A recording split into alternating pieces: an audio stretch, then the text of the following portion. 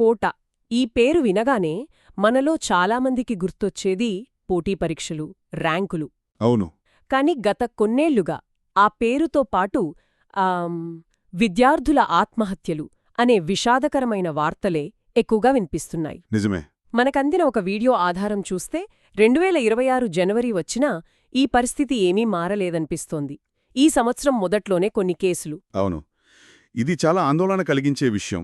కేవలం ఆ సంఖ్యల వెనుక ఉన్న కథేంటి, ఆ వ్యవస్థలో అసలు ఏం జరుగుతోంది, ఈరోజు దాని గురించే కొంచెం లోతుగా చూద్దాం. తప్పకుండా. ఎందుకంటే 2023లో దాదాపు 26 నుంచి 28 ఆత్మహత్యలతో ఈ సమస్య గరిష్ట స్థాయికి చేరింది. 28? అవును. ఆ తర్వాత ప్రభుత్వం కొన్ని చర్యలు తీసుకున్నాక 2024లో సంఖ్య కొద్దిగా తగ్గింది.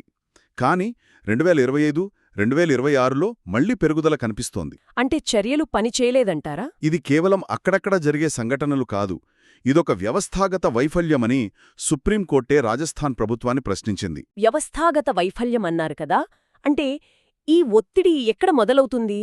అసలక్కడ ఒక విద్యార్థి రోజు ఎలా గడుస్తుంది? ఊహించుకోవటానికే కష్టంగా ఉంటుంది. మనం చూస్తున్న సమాచారం ప్రకారం పరిస్థితి చాలా అంటే చాలా దారుణంగా ఉంది. అంటే రోజుకు 18 గంటల చదువు, కేవలం 3-4 గంటల నిద్ర. ఇది ఏ మనిషికైనా సాధ్యమా? 18 గంటలా? నమ్మలేకపోతున్నాను. దీనికి తోడు తరగతి గదుల్లో అందరి ముందు అవమానించడం, అది సర్వసాధారణమైపోయింది. అవమానించడమా? ఎలా? నీవల్ల కాదు, ఫీజు వేస్ట్, ఇంటికెళ్ళిపో, ఇలాంటి మాటలు పదే పదే వింటుంటే ఒక విద్యార్థి ఆత్మవిశ్వాసం ఏమవుతుంది? అమ్మో, వింటుంటేనే చాలా బాధగా ఉంది. అంటే కేవలం చదువు ఒత్తిడే కాదు, మానసికంగా కూడా వాళ్లను బలహీనపరుస్తున్నారన్నమాట. సరిగ్గా అదే. బహుశా అందుకేనేమో ఆత్మహత్య చేసుకున్న విద్యార్థులు రాసిన నోట్స్లో నేను జేఈఈ చేయలేను, నేనొక ఫెయిల్యూర్ లాంటి మాటలు చూస్తున్నాం. అవును. విజయం సాధించేది కేవలం 1-2% మందే.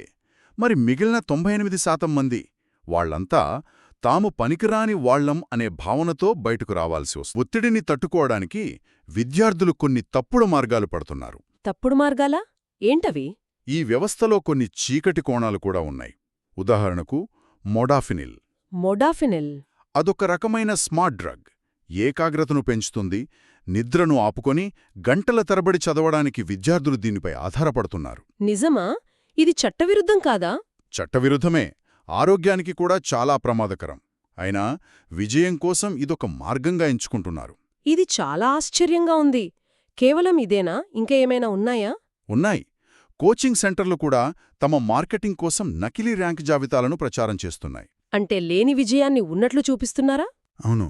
అలా మరింత మందిని ఆకర్షిస్తున్నారన్నమాట. దీనికి తోడు అక్కడ జీవన పరిస్థితులు కూడా బాగోలేవు. అంటే వసతులంటారా? అవును. 15-20 వేల అద్దెగట్టి ఒక చిన్న గదిలో 4-5 సర్దుకోవాల్సి వస్తోంది. ఇన్ని సమస్యల మధ్య వాళ్లకు మానసిక మద్దతు ఎలా? అదే అసలు సమస్య. దాదాపు అన్ని కేంద్రాల్లోనూ మానసిక ఆరోగ్య సలహాదారుల కొరత తీవ్రంగా ఉంది. అంటే ఒకవైపు చదువుల ఒత్తిడి, మరోవైపు అవమానాలు, దానికి తోడు ఈ డ్రగ్స్, నకిలీ ర్యాంకులు.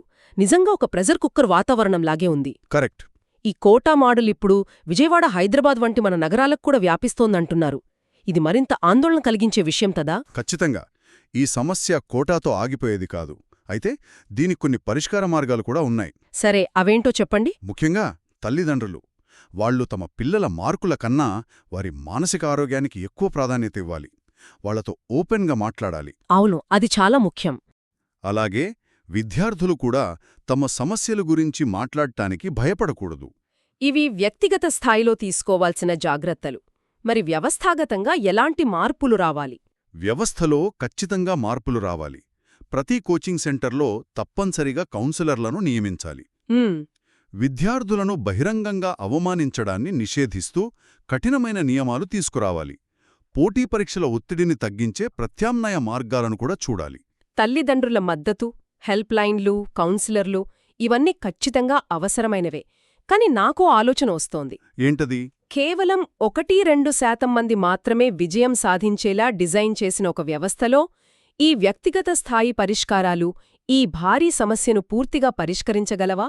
లేదా మనం విద్యలో విజయం అనే పదానికి ఉన్న నిర్వచనాన్నే ప్రాథమికంగా మార్చాల్సిన అవసరముందా?